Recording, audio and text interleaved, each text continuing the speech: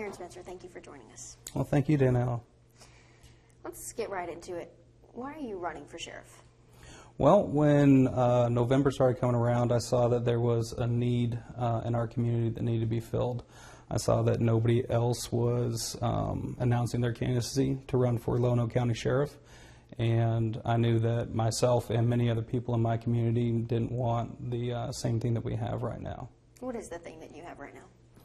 Well, I think right now we have an issue within our Sheriff's Department that has a lot of lack of accountability and transparency. And I think that we can work really hard together to restore that. Let's talk about qualifications. Are you familiar with the hardest part of the sheriff's job is running the jails? Have you familiarized yourself with that? I have some. I am aware of some of the issues that you're probably referencing that are going on in the Lonoke County Jail. Most people are. There's a lot of public information on it right now, especially over the last few years. I think that as far as a way to correct some of those issues that are going on is to, one, bring accountability back to how we follow policy and procedure, right? I think a lot of those policies are standardized across the board in most jails.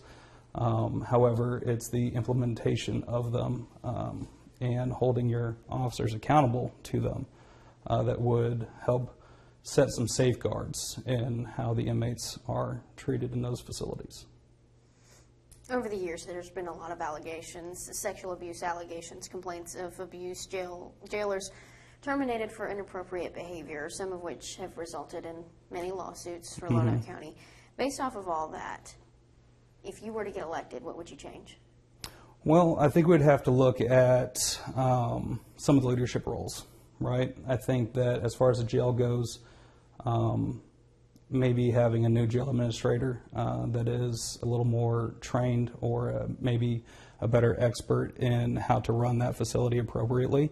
You know, as the Sheriff's Department as a whole, it's our duty to protect people's constitutional rights, and that really does not stop once they are incarcerated or being detained in our facility. It's our duty to also protect them while they're in there. The other side of that would be to make sure we have proper trained staff to be able to handle these situations, make sure that, you know, if there are allegations of sexual assault or things like that, that they're doing their due diligence to inform PREA and follow the policies and procedures in order to prevent that from happening again. What would you do to ensure the safety of inmates, specifically female inmates, from sexual abuse? Well, again, I think that goes back to hiring the right staff and having the right leadership within that facility. I think that if we're holding ourselves accountable and showing good integrity, then those things shouldn't happen, and I don't think that they would under my command. Have you studied the state rules and regulations regarding detention centers? I have not fully looked into all of those. A lot of law enforcement in the county, partnerships with federal government and partnerships with the state. Obviously, the city of Lonoke sits on the interstate. The interstate runs through the county. It's a gateway for narcotics to pass through. Have you reviewed partnerships between the county and state and federal agencies on task force to see ways to enhance those partnerships as a way to battle narcotics, specifically fentanyl? Yeah, I think that we definitely need to be working with other agencies, federal and state. I think that the state police have been doing quite a decent job as far as working I-40 through Lonoke County. This year alone, I saw that they've made, I believe, 2 major busts. I think one of them was marijuana, and I can't remember what the other one was. But right now, I know that the Sheriff's Department does have members or that are working on a task force with the ATF, but I'm not fully sure how much involvement that they are actually having within Lonoke County. You know, you can look at different arrest reports and things like that, and you see, you know, quite a few people that get picked up for small substances, you know, less than a gram of a controlled substance, right? But you're not seeing where they're making any form of arrest when it comes to drug dealers or drug manufacturers or traffickers. I absolutely do think it's a problem. Do you think Lonoke County has a drug problem? From what I've heard from the community, absolutely. And how does that impact the community, families, communities, children? Well, it's kind of multifaceted. It kind of tears them apart in all aspects because, you know, with drugs you get theft, you get break-ins, you have either children or grandchildren or nieces and nephews or spouses that get addicted to drugs. And it kind of tears apart the whole family unit as a whole. It also brings a financial strain upon the family. It also brings a financial strain upon the county running, you know, multiple cases for whether it's larceny or narcotics. And so I think that if we can take a proactive step towards combating the drug issue in Lonoke County, it'll relieve the burden on everybody and continue to keep families more intact. Tell me about your past experience. What makes you qualified for this position? Well, I served in the 82nd Airborne as a paratrooper. I was deployed to Iraq. I served in a leadership role as an ammo team chief during that time. I've also was the unit armorer, where I was entrusted with a $6.5 million weapons and equipment budget that we maintained a very high accountability rate. Actually, we had 0 issues when it came to inventory. Most of that was because the standards that we had at that time demanded nothing less. I've also worked in leadership roles in the private sector as well. And so I think that I would be a good candidate for Lonoke County Sheriff based off of that experience. But most of all, I would say my willingness to serve the people. You know, I think that our neighbors are speaking right now, and they want change. And I'm ready to sacrifice a lot of my time, a lot of my effort to bring forth the safety for my neighbors. There's a lot of controversy regarding your history, regarding 2024. Many are concerned that you took the law into your own hands. What do you have to say to that? Well, I think what I've heard a lot is the term vigilante, and I don't agree with that at all. I believe that I did what any good father would do in that situation that I was put in, and I believe that we have a very strong defense.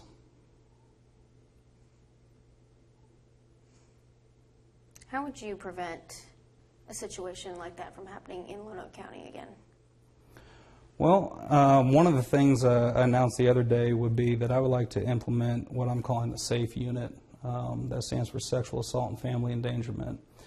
And it's basically going to be a fully established unit to combat and prevent child sex crimes, as well as take a proactive step on the electronics and internet side to see if we can prevent a lot of things happening before they happen. The other side would be to use it for combating domestic violence. And I'm trying to make it as a one-stop shop. So, you know, it kind of starts with the investigation, which also leads to having a liaison within that unit that can work with the victims and help keep them informed between them and the prosecutor, them and the sheriff's department, and then as well bring in some outside agencies, work with local organizations that we have in our county.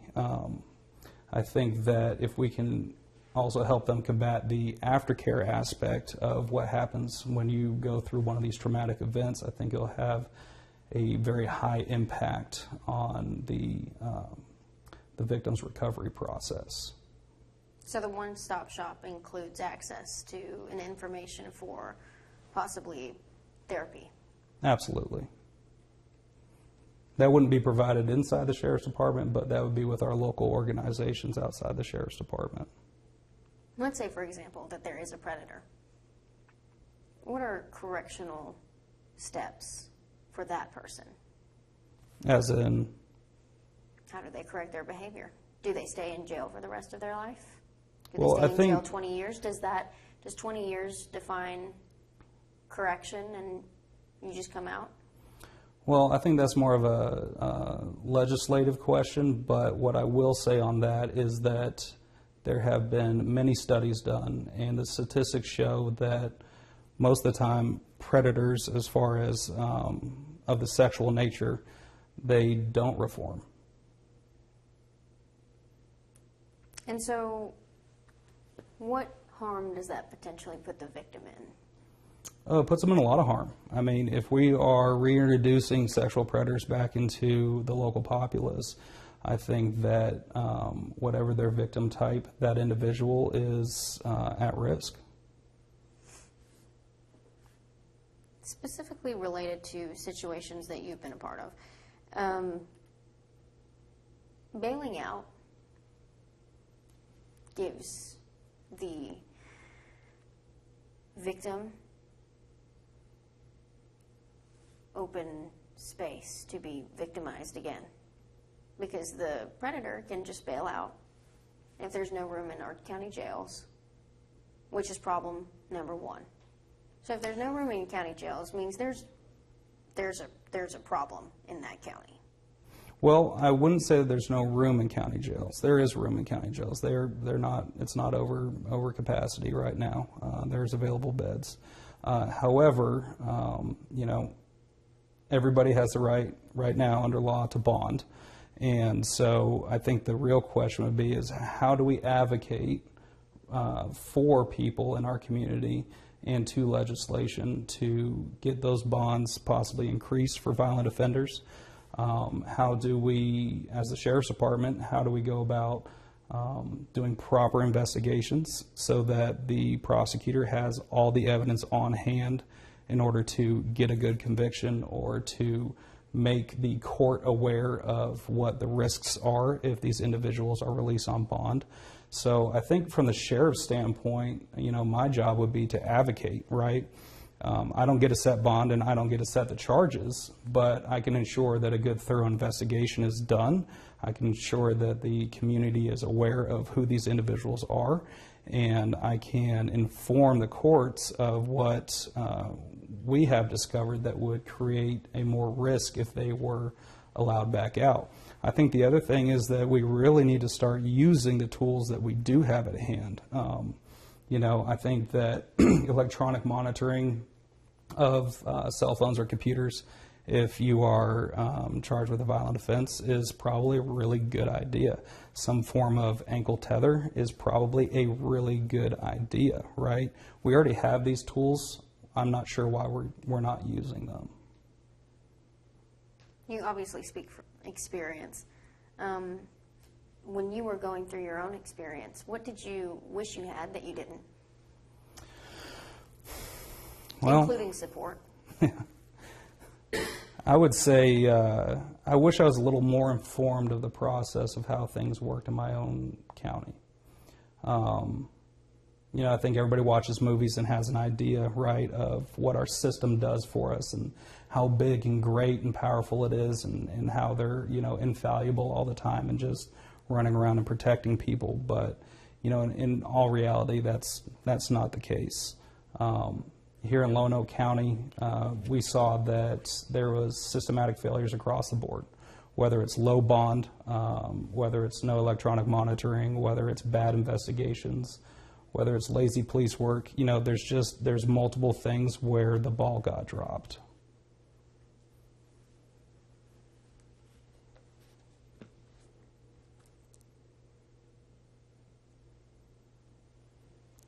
If you're able to win the Republican primary, will you commit to entering Arkansas Law Enforcement Training Academy, ALETA, and graduating their program to become a certified police officer? Absolutely, 100%. I'm going to ask this in a different way because I want a more specific answer. Sexual assault crimes hit close to home for you. A way sexual assault cases have been handled in Lonoke County has drawn a lot of questions in the past. Have you given any thought on how you could enhance the policy? Well, what would a family, let me rephrase it, yeah. What would a family need, say they get disturbing news that something has happened to their child? What is the type of support that they would need from law enforcement in their county? Well, I think we could probably start with let's not blame the victim. I think that would be probably on the top of that list. The other side of it is I think we really need more resources as far as how we send those victims through the process of the judicial system. So if you're going to hold a violent offender accountable, you know, there was a victim, and how are we going to treat that individual when it comes time for court and they have to face the individual that committed the crimes against them? I think the other aspect to that would be, let's talk mental health, right? Depending on whatever your age is, doesn't really matter. It affects everybody almost equally, but for children especially, it can be very damaging to them because they still have the rest of their lives ahead of them. And I think that it really, we really need to be focusing on the mental health aspect when it comes to children that have been involved in sexual assaults, so that they can have a much better future and they can be able to regain, I guess, back their life, right?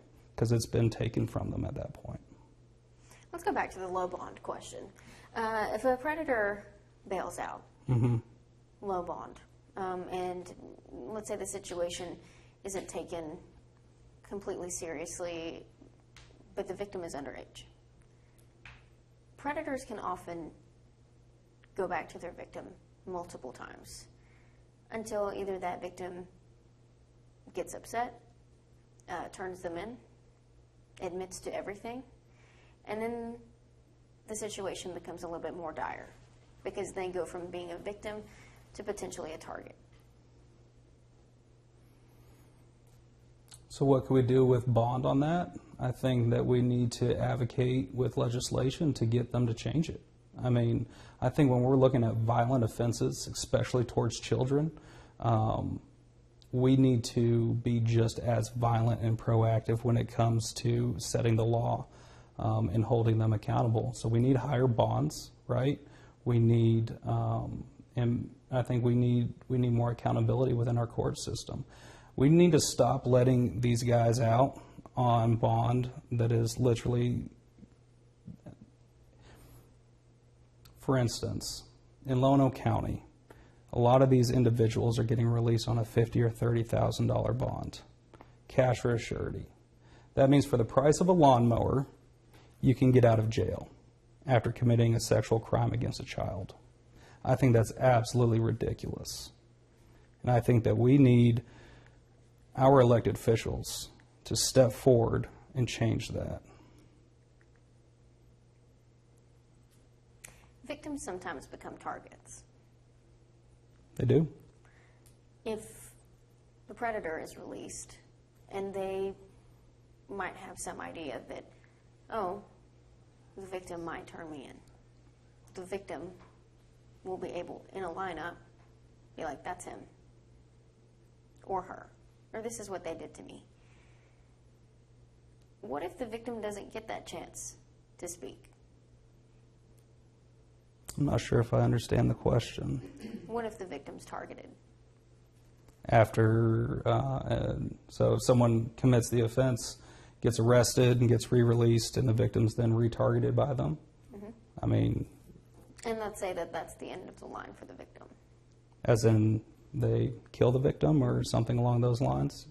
I mean, that'd be extremely tragic and probably preventable if we start using the tools that we already have at hand, such as electronic monitoring, tether systems, things like that. So would these questions need to happen? Possibly, would there be a system, you would think, if you were to win this position? Would the system entail that before maybe they get bonded out, there's a series of questioning, there's a series of investigations? Oh, absolutely. Before the predator is allowed to go back outside? Oh, absolutely. I think a lot of that has to do with the criminal investigation side, right? Doing a good job with that so you can present it to the prosecutor for those charges. And the prosecutor can make an educated decision on how to charge that individual. And then it also comes down to, is that prosecutor going to advocate for a higher bond? Is the judge on the bench going to do an appropriate bail schedule, which would increase these bonds for these types of offenders? These are all ways that are already on the books that we can use to combat these issues. We're just not using them for some reason. And I think that's why we need to have state legislators get involved and change the law so that we have some type of standardization across the board. You have a violent offense, especially against a child, at the minimum, you have to have a tether system. Your electronics are monitored, and if you get a bond, it must be extremely high. We need to start using those proactive measures to try to deter that behavior. Let's say that you win the Republican primary and you become sheriff. And for example, on this piece of paper, we're looking at your family's exact experience. Except it's not you. We're scoping out. This is someone else we're talking about. What went wrong here? Well, I don't think that would be the most appropriate thing for me to discuss due to my open case right now. Obviously, there's a lot of roles that play in this system. With your lack of experience, specifically for this sheriff position, the role of chief deputy of the sheriff's department takes a new meaning. With that being the case, have you given any thought, if you win, who you would pick for your chief deputy? Well, I definitely have, but I'm not going to let that information out right now. I think we need to focus on getting through the primaries and kind of see where we're at that point. What about jail administrator? I'm not going to list anybody that I've already picked for any of these positions. I am still looking, but I have a good idea in mind. And what happens if you don't win?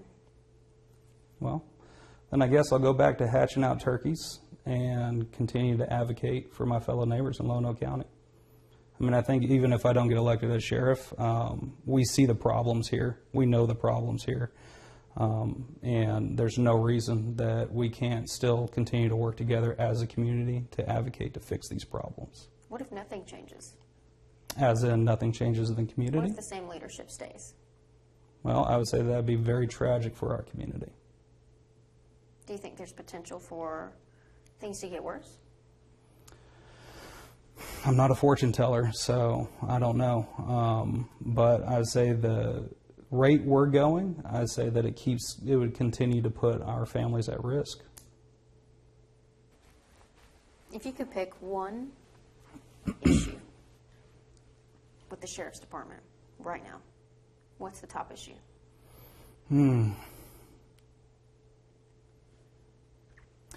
I'd say one would probably be transparency. I think that's one that bothers most people in our county, not just me. Something it's very simple, but it is a very hot topic in our county right now, and that's that you cannot comment on the sheriff's page, on his social media page, whether it's the campaign page or it's the department's page. The community is not allowed to voice their opinion or their thoughts on it, and I kind of see that as a constitutional rights violation. I feel like that's a public forum, especially if it's the sheriff's page, that taxpayers are paying for that. The other thing is, why can we not come into the sheriff's department? The front door is locked. A lot of people are very frustrated with that. You have to go to the front door, ring a buzzer, talk to somebody through a microphone. Maybe somebody will come out, see what's going on, but you don't have access to the lobby. Now, I understand that they have a jail in that facility. I understand that there are private areas, but, you have restricted areas and you have unrestricted areas. You don't have an entire restricted building. Have you asked why? I have. What was the response? I didn't get one. What I've been told is because of a lot of flack that they have caught over the last few years from the public, that after a case in roughly around 2021, they started to filter and turn off comments on the social media page, as well as keep the front doors locked. I've also heard that it's due to staffing, but the numbers of staff look good, so I'm not sure. Oh, it was alluded that they didn't have enough staff? It was a runaround, yeah.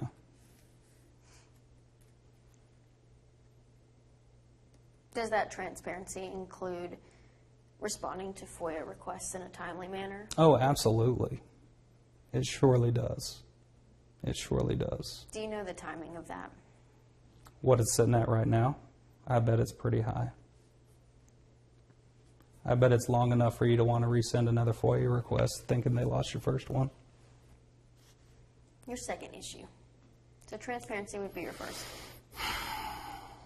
What do the people of Lonoke County want? Well, it kind of goes. I was going to say accountability, but integrity. I think most of, honestly, all three of those, you can't have one without the other, right? If the lack of integrity up there, my understanding of integrity was simple when I was in the Army. When I learned it was do the right thing when nobody's looking. Hold yourself to a higher standard, right? And that doesn't just mean being on the job. Do that in your personal life too. Be the example.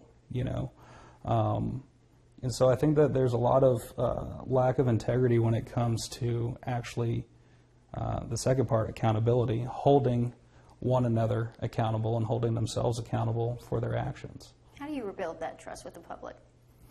Well, I think the two easy ways would be to turn the comments back on, unlock the front door to the sheriff's department to allow people back into their building. That's paid for by the taxpayer dollars, right? So they should have access to it. The sheriff works for the people, right? He's elected by the people. He answers to the people. And I'm not sure why we have gotten so far away from that.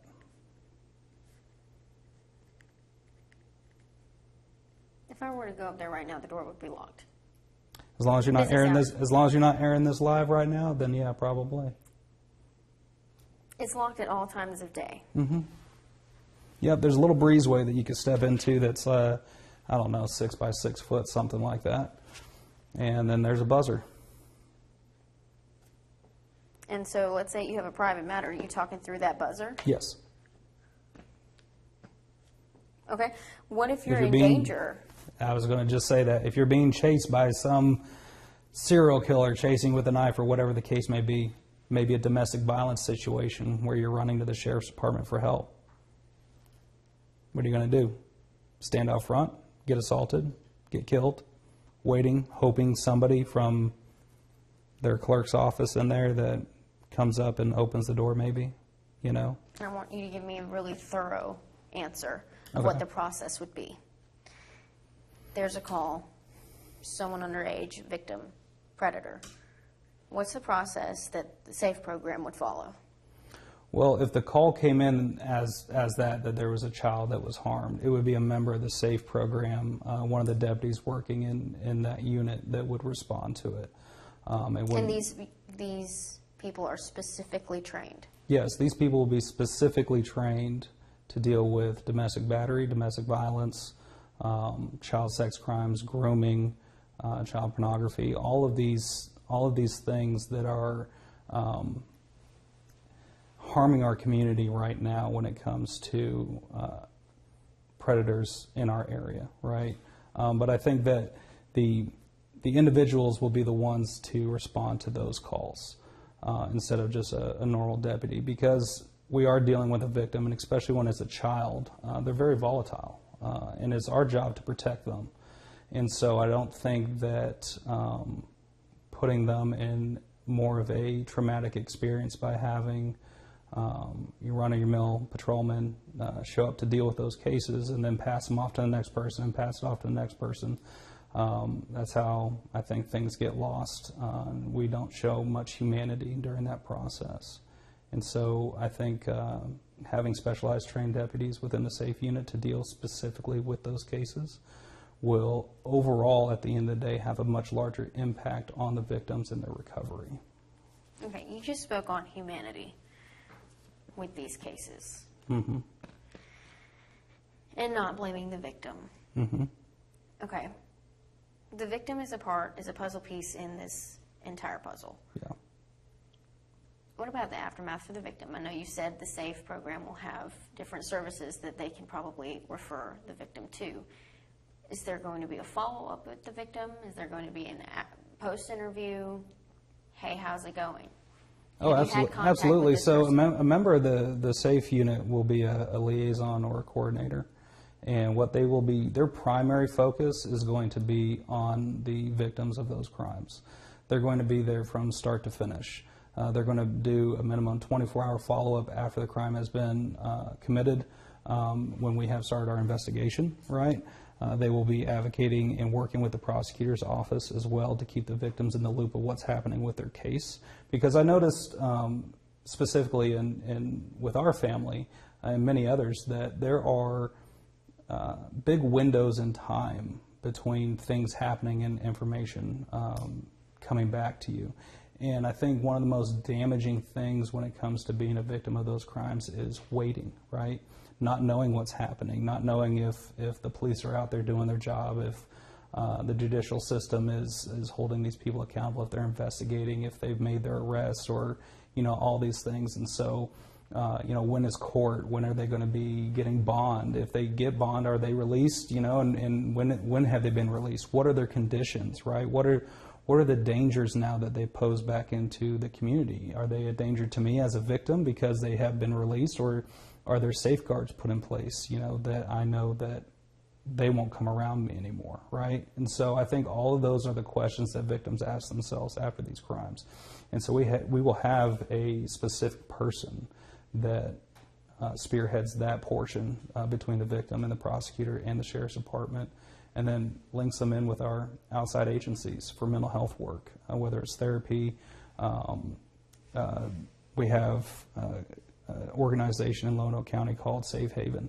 They help individuals relocate from domestic violence if they have to. So my goal is to be able to do a good, thorough sit down with both Safe Haven and another organization, which is the Child Advocacy Center here in Lonoke, Wade Knox. They've been here for quite some time. They've done some great work. I think that they would benefit from some more resources, but I think that we should be doing everything we possibly can, one from the sheriff's department, but also from the community, in order to better the lives of victims that have been caught in these types of crimes, especially children. They are our future, and we have to protect them.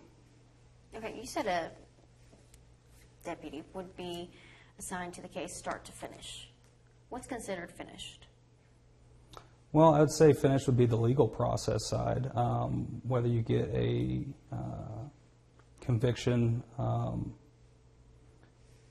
sometimes that can take quite some time to go through court if it's not a speedy trial. Right now, I understand how long it takes to go through court. And so as long as they can meet their caseload, I intend on keeping the same deputy working on that same case or available for that case as it moves forward through the judicial process. I think that they're probably not needed when it comes to the aftercare side, right? That's where that liaison is. But as far as for the criminal case going after the perpetrator, they would absolutely have to be involved the entire time. It'd be their case. They're going to have to show up for court. They're going to have to testify on their affidavits, any of their investigation portions that they've done. Day one, what's your goal? Day one, what's my goal? One. Well, I say day one, my goal would be to start instilling good leadership in that department. I would say we're going to bring forth accountability and transparency back in the department. I'm hoping to be able to work with the current officers that are there. I'm hoping to retain good officers. But I'd say my first goal is going to be leadership. Do you think the people of Lonoke County right now feel safe in Lonoke County? I think that people in Lonoke County could feel safer. Even prior to your situation? When you go around, when you talk to people, when you're campaigning, what's the problems that you hear about? Besides the door being locked to the sheriff's office, the problems that you hear Facebook about in page. Lonoke County is that we got a lot of drugs moving in and out. We got a lot of people using drugs. There's a lot of theft. Usually that is because of drugs. and we have a system that has created a safe haven for child predators.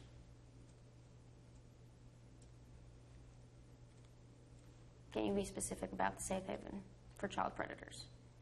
Well, it's been going on for quite some time in Lonoke County. I don't think a lot of people pay attention to it. Or should I say, I think it's been kind of tried to be kept quiet. But they have used low bonds for a very long time. They have continued to seal a lot of files on these predators. Are you alluding that they try to keep it quiet because they're not trying to admit that there is a problem in Lonoke County? Absolutely. Why would they do that? Your guess is as good as mine.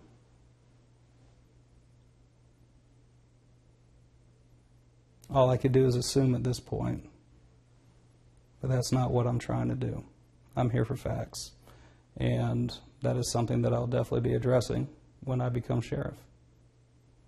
I'll be advocating for higher bonds and more transparency. People in this county deserve to know who lives in it, especially if they're a sexual deviant individual. What roads do you think lead to this problem being so prevalent there? Because it starts before the sheriff's office, doesn't it? Well, I think it's what everybody refers to as the buddy-buddy system, right? And it's not about what you know, it's about who you know. And I think that is probably the most direct path. People aren't holding their friends accountable, not holding their family members accountable. Somebody owes somebody a favor.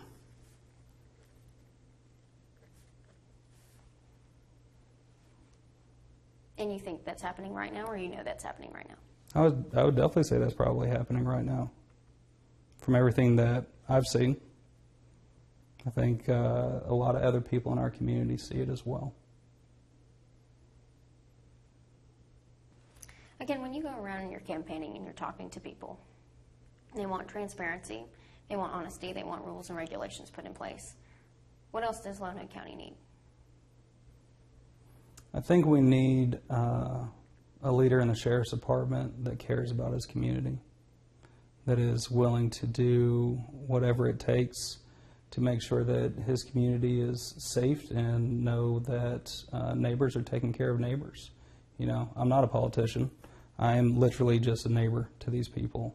But I'm willing to do what I have to in order to keep our community safe, try to bridge the gap between the sheriff's department and the community so that we're not dealing with this us versus them type of thing, right? I think that we need to stop that divide, and I think that we would be able to do a lot more good within our community if we were able to work together, sheriff's department and the residents.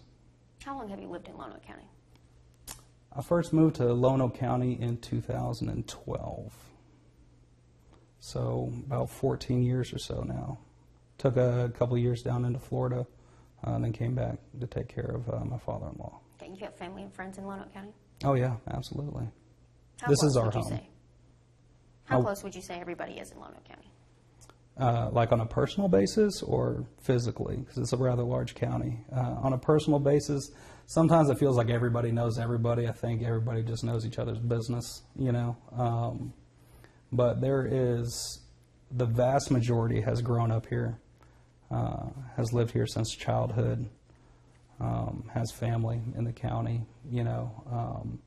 So you would say that if one person's hurting, all are? Absolutely, yeah. If one person is hurting, most are, for sure, yeah. How did the community support you? When? After the October events, the community rallied behind us and literally helped carry us through it. That's why Lonoke's my home.